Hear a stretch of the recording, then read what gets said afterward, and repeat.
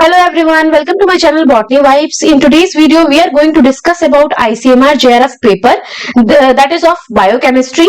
In the meanwhile, we will discuss the biological sciences, microbiology and biotechnology too. अगर आपने अभी तक channel को सब्सक्राइब नहीं किया है तो सब्सक्राइब कर लीजिए और बेल आइकन को प्रेस कर दीजिए ताकि फर्दर आपको नोटिफिकेशन मिलता रहे, क्योंकि इस पूरे सीरीज में हम लोग वन बाय वन करके सारे ही पेपर को डिस्कस करेंगे. So it will be helpful for you. अगर आपका और भी कोई क्वेरी है किसी एग्जाम से, लाइसेंस के एग्जाम से रिलेटेड, तो आप कमेंट सेक्शन में जाके पूछ सकते हैं. I will definitely reply. और आप मेरे टेलीग्राम चैनल को भी ज्वाइन कर सकते हैं by the same name botany vibes. और आप मेरे को अगर पर्सनली मेरे से आपको बात करनी है तो आप लोग मेरे को मेरे ईमेल आईडी पर मैसेज कर सकते हैं. मैं डिस्क्रिप्शन में अपना ईमेल आईडी प्रोवाइड कर दूंगी. So stay connected, stay tuned. Let's start with the video. तो ये जो है आईसीएमआर का बायोकेमिस्ट्री का पेपर है. इसके बाद हम लोग सारे पेपर डिस्कस करेंगे. तो ये पेपर हम लोग पार्ट्स में डिस्कस करेंगे क्योंकि वीडियो बहुत बड़ी हो जाती है वरना. तो पहला क्वेश्चन है, the clover leaf structure is a unique feature of which of the following molecule. तो कौन से मॉलिक्यूल का ऐसा यूनिक फीचर होता है क्लोवर लीफ स्ट्रक्चर जैसा. तो ये आप लोगों को पता होगा. एक मिनट, जस्ट अ मिनट. तो ये आप लोगों को पता होगा कि स्प्लाइस्ड टीआरएनए मॉलिक्यूल का जो है क्लोवर लीफ लाइक स्ट्रक्चर होता है. तो आपने ऐसा स्ट्रक्चर देखा भी होगा. ऐसे एक स्ट्रक्चर होता है, ये आपने देखा होगा. ये टीआरएनए का है, सॉरी टीआरएनए का है. तो आपको पता होगा, ये बहुत बेसिक क्वेश्चन है, आपने पहले भी पढ़ा होगा ये वाला. आगे चलते हैं. Organelles that is involve in the carbohydrate digestion, autophagy and hydrolysis etcetera. तो ऐसा कौन सा ऑर्गेनेल्स है जो कि इसमें हेल्प करता है ऑटोफेजी में, हाइड्रोलाइसिस में और मेनली कार्बोहाइड्रेट के डाइजेशन में. तो लाइसोसोम जो है इसका मोस्ट फिटेड आंसर है. आगे चलते हैं अपने क्वेश्चन की तरफ. Given below are the two statement regarding the major histocompatibility complex. ये जो क्वेश्चन लिया गया है वो हमारे इम्यूनोलॉजी से, एमएचसी से लिया गया है. इम्यूनोलॉजी से लिया गया है ये क्वेश्चन. तो पहला ऑप्शन देख लेते हैं. स्टेटमेंट 1 क्या बोल रहा है. स्टेटमेंट 1 में बोला गया है कि MSC 1 contain 2 different polypeptide chain, alpha chain and beta chain. ये एकदम सही है. सेकेंड ऑप्शन, सेकेंड स्टेटमेंट में क्या बोला गया है, MSC 1 is present on all nucleated cells. ये बात भी बिल्कुल सही है. तो आप बिल्कुल in the light of the above two statement select the most appropriate answer from the option given below. Both statement 1 and statement 2 is correct. ये ऑप्शन बिल्कुल सही है. मीनवाइल आप लोग जब क्वेश्चन सॉल्व कर रहे होते हैं तो आप लोगों को सारे क्वेश्चन को बहुत ही ध्यान से पढ़ना चाहिए और उसके साथ साथ आपको सारे ऑप्शंस को भी देखना चाहिए. कई बार ओनली या कोई ऐसा वर्ड यूज करके वो लोग स्टूडेंट को कंफ्यूज कर देते हैं. तो इसलिए आप अगर सारे ऑप्शन पे जाएंगे तो आप लोगों के लिए सिलेक्शन जो है करेक्ट ऑप्शन का वो बहुत ही इजी हो जाता है. तो चलिए नेक्स्ट क्वेश्चन की तरफ बढ़ते हैं. Which of the following is not the function of the lysosome? ऐसा कौन सा है जो फंक्शन नहीं है लाइसोसोम का. तो लाइसोसोम इसका तो आपको एक बेसिक आइडिया होता ही है. आपको सबको पता होगा लाइसोसोम को सुसाइटल बैग बोला जाता है. ये जो आउटसाइड के सब्सटेंस है उसको इनगल्फ करता है और वॉर्न आउट कंपोनेंट जो है सेल के उसको भी इनगल्फ करता है. तो ये तीनों ऑप्शन तो करेक्ट है, बट यहाँ पे क्या पूछा हुआ है, नॉट, सही नहीं है. तो ये पावर जनरेटिंग यूनिट नहीं होता है. तो फोर्थ ऑप्शन जो है यहाँ पे करेक्ट हो जाता है. नेक्स्ट क्वेश्चन देखते हैं हम लोग. बहुत ही बेसिक क्वेश्चंस आए हुए हैं. अगर आपको बेसिक, अगर 12th क्लास की भी आपको बायोलॉजी आती है तो आप आराम से ये क्वेश्चन सॉल्व करके चल जाएंगे. तो नेक्स्ट क्वेश्चन है, identify the correct order in which extracellular signal are transmitted. तो कौन सा ऐसा ऑर्डर है जिसमें एक्स्ट्रा सेलुलर सिग्नल ट्रांसमिट होता है. तो पहले हम लोग ऑप्शंस देख लेते हैं. ऑप्शन क्या है, adenylate साइक्लेज, CAMP and protein kinase 1. तो अगर आपने सिग्नलिंग पढ़ी होगी तो आपको पता होगा कि जब एक्स्ट्रा सेलुलर सिग्नल, यहाँ पे मान लीजिए एक्स्ट्रा सेलुलर सिग्नल आया और यहाँ पे जो रिसेप्टर पे यहाँ पे अल्फा, बीटा, गामा बना रहता है. सिग्नल आने के बाद कॉन्फर्मेशन चेंज होने की वजह से अल्फा और बीटा जो है, अल्फा और बीटा गामा बीटा गामा एक साथ और अल्फा जो है अलग से अलग हो जाएगा। उसके बाद वो क्या करेगा, वो इफेक्टर मॉलिक्यूल को एक्टिवेट करेगा, जिसको इफेक्टर मॉलिक्यूल कौन सा है इसमें, एडिनाइलेट साइक्लेज जो है, एडिनाइलेट साइक्लेज जो है इफेक्टर मॉलिक्यूल है। उसके बाद वो क्या करेगा, सीईएमपी को जनरेट करेगा, सीईएमपी को एक्टिवेट करेगा। सीईएमपी को एक्टिवेट करने के बाद क्या होगा, वो प्रोटीन काइनेज 1 के साथ इंटरेक्ट करेंगी और उसकी कॉन्फर्मेशन चेंज की वजह से आगे का प्रोसेस होगा। तो अगर आपने जी कपल्ड वाला सिग्नलिंग पढ़ा है तो आप लोगों को पता होगा, ये वाला क्वेश्चन आराम से आप लोग सॉल्व कर सकते थे। तो इसका करेक्ट जो ऑर्डर होगा वो होगा ए बी सी।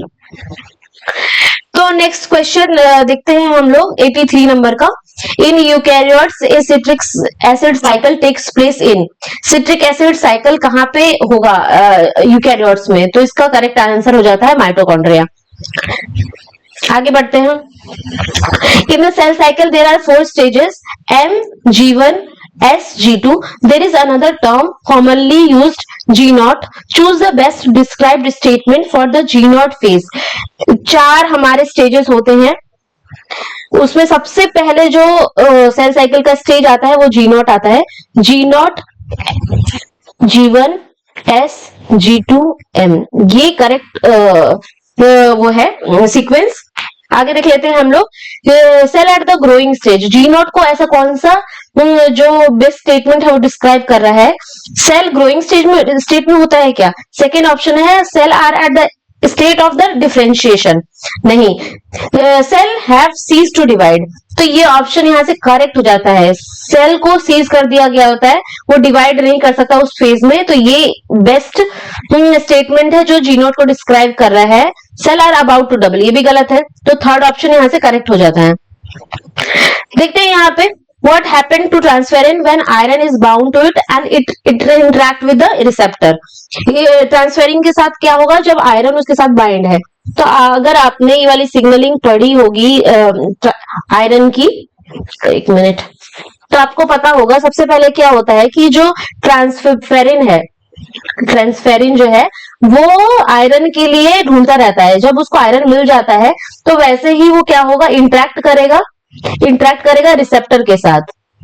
रिसेप्टर के साथ इंटरेक्ट करने के बाद क्या होगा, उसका इंटरनलाइजेशन हो जाएगा, अंदर चला जाएगा। वो सेल के अंदर चला जाने के बाद क्या होगा, उसमें एटीपी ड्रिवन पंप एक्टिवेट होगा।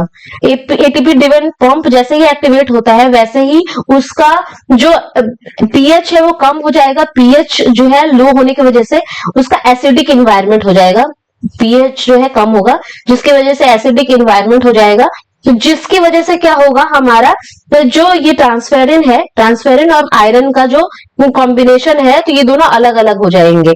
ठीक है, तो यहाँ पे जो बेस्ट स्टेटमेंट जो है जो इसको डिस्क्राइब कर रही है, सबसे पहले क्या होगा, it is degraded inside the lysosome, ये बिल्कुल गलत है। क्यों डिग्रेड होगा, undergo a conformational change and allowing binding to its receptor, ये ऑप्शन सही है। It is converted into the apotransferrin, ये भी गलत है। परमानेंटली इंटरनाइज्ड एंड डिग्रेडेड, ये भी ऑप्शन बिल्कुल गलत है। तो सेकंड ऑप्शन यहाँ से करेक्ट हो जाता है। बढ़ते हैं नेक्स्ट क्वेश्चन की तरफ। What is the approximate molecular mass of the polypeptide containing 100 amino acid residue, अगर आपको पता होगा कि अमीनो एसिड का जो नॉर्मल मॉलिक्यूलर वेट होता है वो कितना होता है, 110 डाल्टन। ठीक है, और यहाँ पे हमारे कितने अमीनो एसिड है, 100 अमीनो एसिड है, तो और 110 उसका हर का वेट हो गया, तो कितना आएगा, 11,000 डाल्टन। तो ये सेकंड ऑप्शन यहाँ से इसका करेक्ट हो जाता है। बढ़ते हैं नेक्स्ट क्वेश्चन की तरफ। मैच लिस्ट 1 एंड लिस्ट 2, ये लिस्ट 1 है और ये लिस्ट 2 है। यहाँ पे आप लोगों को मैच करना है। यहाँ हार्मोन्स के नाम दे रखे हैं और यहाँ पे दे रखा है उनका फंक्शन। तो अगर आपको पता होगा कि जो ऑक्सीटोसिन है, ऑक्सीटोसिन हार्मोन होता है, उसका मेनली काम होता है यूटेराइन कॉन्ट्रैक्शन करना ड्यूरिंग चाइल्ड बर्थ। अगर आपको डी का सेकंड भी मालूम होगा तो आपका ऑप्शन तो निकल गया, करेक्ट ऑप्शन तो आपका निकल गया। फिर भी आप लोग देख लीजिए कि जो ACTH होता है उसको वो एंटीरियर पिट्यूटरी ग्लैंड के द्वारा रिलीज किया जाता है और वो मेनली अफेक्ट करता है एड्रिनल ग्लैंड को। तो A का 4th हो गया यहाँ से। और जो ADH होता है, ADH का मेनली काम होता है कि फ्लूइड को के वॉल्यूम को मेंटेन करना, उसको इन्फ्लुएंस करना। तो यहाँ ADH का B का 2nd हो गया। ठीक है, तो यहां से हमारा ये 4th ऑप्शन करेक्ट हो जाता है। चलिए आगे बढ़ते हैं। In which state of the cell cycle the cell double their amount of DNA? कौन से स्टेज में सेल साइकिल के सेल अपना अमाउंट DNA का डबल कर देता है? तो हमें पता है कि सबसे पहले जो एस फेज में DNA का सिंथेसिस स्टार्ट होता है। तो ये मेरे हिसाब से जो ये ऑप्शन 2nd होगा वो करेक्ट ऑप्शन होगा। ऐसा इसलिए बोल रही हूँ क्योंकि यहाँ पे तो स्टार्ट होता है, तो इसका दोनों ही ऑप्शन करेक्ट हो सकते हैं। यहाँ पे भी DNA का जो अमाउंट है, यहाँ पे DNA का अमाउंट 2C रहता है, यहाँ पे भी 4C हो जाता है, यहाँ पे भी 4C हो जाता है। तो इनके दोनों ही ऑप्शन करेक्ट है, बट मोस्ट सूटेड मेरे हिसाब से G2 फेज ही होना चाहिए। नेक्स्ट बढ़ते हैं हम लोग नेक्स्ट क्वेश्चन की तरफ। All of the following act as anaphylatoxin except. तो आप लोगों को अगर पता होगा जो एनाफाइलोटॉक्सिन्स होते हैं वो मेनली कॉम्प्लीमेंट सिस्टम को एक्टिवेट करने के टाइम पे प्रोड्यूस होते हैं और इसका काम होता है मेनली मेडिएटर्स को रिलीज करना। कहां से? मास्ट सेल से और बेसोफिल से। तो C3A ये सही है, C4A ये भी सही है और C5A ये तीनों ही एनाफाइलोटॉक्सिन्स है, सिर्फ इसको छोड़ के। तो इसका एक्सेप्ट ही पूछा है, तो 4th ऑप्शन यहां से हमारा करेक्ट हो जाता है। नेक्स्ट बढ़ते हैं हम लोग आगे। Match list 1 and list 2। तो यहाँ पे कुछ हमें फंक्शंस दे रखे हैं और कुछ रिसेप्टर्स दे रखे हैं। अगर आपको बेसिक नॉलेज भी होगी तो आपको पता है कि थर्मो रिसेप्टर का क्या काम होता है, हीट और कोल्ड से उसका रिलेशन है। तो डी का हो गया 2nd, तो डी का 2nd तो एक ही में दे रखा है, तो यहाँ से एलिमिनेशन मेथड हम यूज करेंगे और हमारे फटाक से आंसर निकल जाएगा। नेक्स्ट हम लोग बढ़ते हैं अगले क्वेश्चन की तरफ। Which of the following steps is the PCR responsible for separating double stranded DNA in the single strand? Double stand को सिंगल स्टैंड में कन्वर्ट करता है, तो ये मेल्टिंग फेज के दौरान पे होता है पीसीआर के। अगर पीसीआर के स्टेप्स आपको पता होंगे तो आप ये आराम से क्वेश्चन सॉल्व कर सकते हैं। अगला क्वेश्चन देखते हैं। Which non-viral gene delivery method utilize physical force to introduce genetic material into the cell? कौन सा नॉन वायरल जीन डिलीवरी का मेथड है जो फिजिकल फोर्स को यूज करता है? इलेक्ट्रोपोरेशन में फिजिकल फोर्स का यूज होता है इंसर्ट करने के लिए। तो इलेक्ट्रोपोरेशन एक नॉन वायरल जीन डिलीवरी का मेथड है। अगर आप लोगों को इसके साथ साथ कौन से प्लांट बेस्ड मेथड है, कौन से एनिमल बेस्ड मेथड है, ये सब पता होना चाहिए। तो आप लोगों को एक डिटेल्ड नॉलेज होनी चाहिए इसकी, इन क्वेश्चंस को सॉल्व करने के लिए। बढ़ते हैं नेक्स्ट क्वेश्चन की तरफ। इसमें देखिए मैं कुछ पॉलीमरेज और वगैरह मतलब कुछ एंजाइम्स के नाम दे रखे हैं, उसके साथ साथ उनके फंक्शन दे रखे हैं। List 1 and list 2। तो पहला ऑप्शन देख लेते हैं हम लोग। टैग डीएनए पॉलीमरेज का क्या काम होता है? एम्पलीफाई करने का। ए का 3rd, लेकिन मैं अगर इससे मिलाऊं रिवर्स ट्रांसक्रिप्टेज, बस एक आपको पता होना चाहिए, आप आराम से क्वेश्चन सॉल्व कर लेंगे। रिवर्स ट्रांसक्रिप्टेज क्या करता है? cDNA बनाता है। तो बी का क्या हो गया? 1st। बी का 1st किसमें है? ठीक है, ए का 3rd, बी का 1st। तो यहां से हमारा ऑप्शन सही निकल जाता है। यहाँ पे भी आप देख सकते थे कि काइनेज का क्या काम होता है? फॉस्फोराइलेटेड ओलिगो और डीएनए को ऐड करना, है ना। आरएनए पॉलीमरेज 2 का क्या काम होता है? एमआरएनए को ट्रांसक्राइब करना, ट्रांसक्रिप्शन करना। तो यहां से हमारा ऑप्शन 4 सही हो जाता है। आगे बढ़ते हैं हम लोग नेक्स्ट क्वेश्चन की तरफ।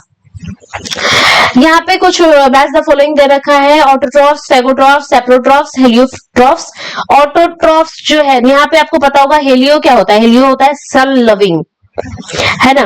तो डी का हो गया 4th, डी का 4th, है ना। तो यहां से हमारा ऑप्शन 3 जो है सही हो जाता है। ऑटोट्रॉफ प्राइमरी प्रोड्यूसर है, ठीक है।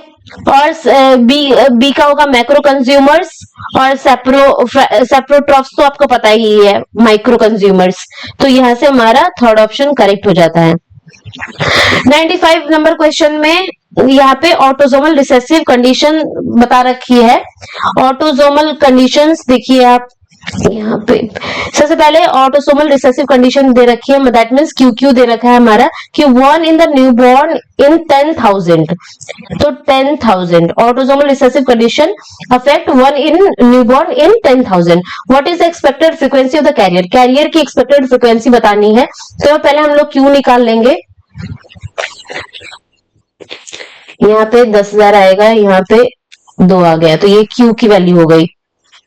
ठीक है, फिर यहां से हम लोग पी की वैल्यू निकाल लेंगे, 1 माइनस 100, 100 माइनस 1, 99 डिवाइड बाई 100। ठीक है, यहां से हमें 2pq निकालना है क्योंकि हमें expected frequency of the carrier पूछा हुआ है।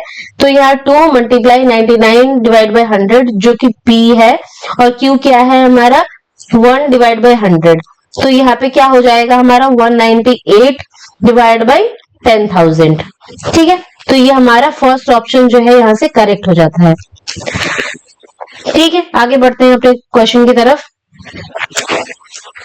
The process of the genetic counseling involves various steps. These steps has been randomized and listed below. From the option given below, choose the correct sequence in which counseling steps should be undertaken or performed. सबसे पहले क्या होगा, अगर counselling के कुछ steps दे रखे हैं तो हमें बताना है कौन से ऑर्डर में ये परफॉर्म किए जाना चाहिए। सबसे पहले तो हमें डायग्नोसिस पता करना पड़ेगा, उसकी हिस्ट्री पता करनी पड़ेगी, तो बी ऑप्शन सबसे पहले होगा, तो यहां से ये क्रॉस हो जाता है। उसके बाद क्या होगा, उसके बाद क्या होना चाहिए, उसके बाद होना चाहिए हमारा रिस्क का असेसमेंट, किस चीज में किसमें कितना रिस्क है वो पता करना, तो वो हमारा सेकंड हो जाता है, तो ए जो है सेकंड नंबर पे आएगा। थर्ड नंबर पे डिस्कशन ऑफ ऑप्शंस, कि उसके साथ साथ क्या क्या ऑप्शंस है हमारे पास जो हम लोग चूज कर सकते हैं, तो डी जो है थर्ड नंबर पे आएगा। और उसके साथ साथ जो काउंसलर है और सपोर्ट टीम है उसके साथ लॉन्ग टर्म कांटेक्ट होना बहुत जरूरी है, तभी कोई भी मतलब काउंसलिंग सक्सेसफुल हो पाएगी। तो हमारा सी जो है लास्ट में आएगा, तो सेकेंड ऑप्शन हमारा यहाँ से करेक्ट हो जाता है। The mechanism by which B cell ensure that only one heavy and one light chain allele is translated is referred to as। अगर आपने एलिलिक एक्सक्लूजन पढ़ा होगा तो आपको पता होगा कि इसका डेफिनेशन ही यही होता है, जिसमें बी सेल इंश्योर करता है कुछ एलिल को ट्रांसलेट कराना, कुछ को रोक दिया जाता है, तो उसको बोलते हैं एलिलिक एक्सक्लूजन। तो यहाँ से ये वाला ऑप्शन सही हो जाता है। आज के वीडियो में इतना ही, फिर अगले वीडियो में हम लोग और भी क्वेश्चंस के साथ आएंगे, जो इसका आगे के क्वेश्चंस है उसको डिस्कस करेंगे। तो अगर आपने अभी तक चैनल को सब्सक्राइब नहीं किया है तो सब्सक्राइब कर लीजिए, बेल आइकन को प्रेस कर लीजिए और मेरे साथ कनेक्टेड रहिए to get further updates. Thank you so much guys for watching.